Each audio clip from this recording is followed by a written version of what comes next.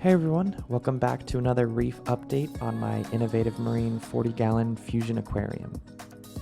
So this past weekend, I was actually able to go to a frag swap here in Pittsburgh, and it's the first one I've been since I've moved here from Florida.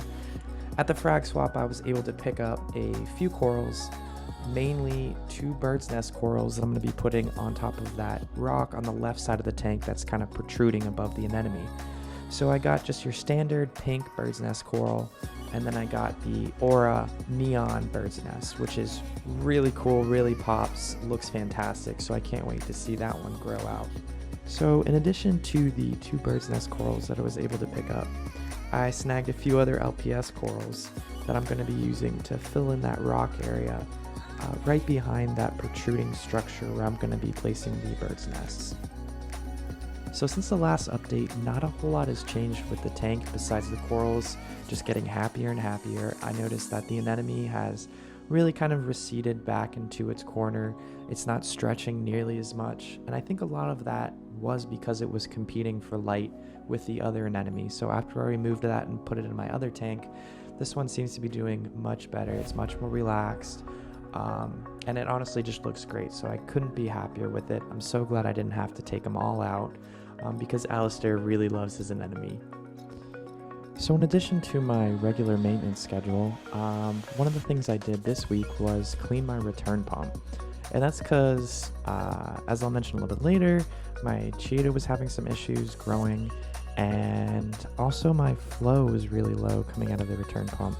So I decided to go ahead and clean it, and oh my gosh, what a difference. If you go back and look at some of the other videos that I had before, I mean, it's night and day.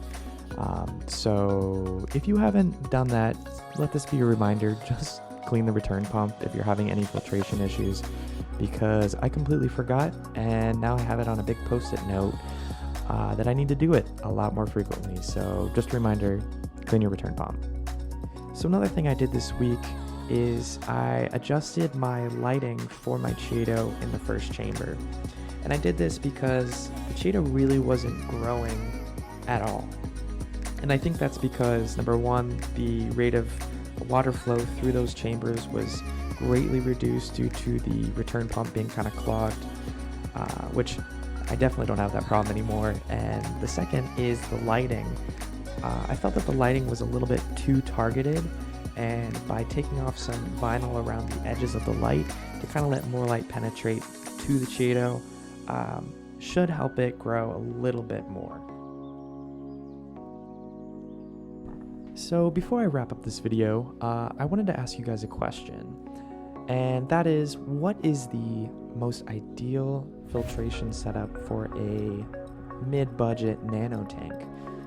I know for me personally, I tend to try and find a mixture of biological, chemical, and mechanical filtration methods. That way I can kind of keep everything stable from multiple fronts. But I know some people decide to go, just with one method over the other. So I just wanted to hear you guys' thoughts on what you think works best for you, or maybe even what hasn't worked for you. Because I am going to be setting up a new tank build, and I'm trying to make this one as simple and efficient as possible. So definitely be looking forward for that in the next few weeks. And then lastly, if you guys have any questions, suggestions, maybe for some content that I could do, or obviously you have any questions about reef building or about my specific setup, just leave a comment below or send me a message, and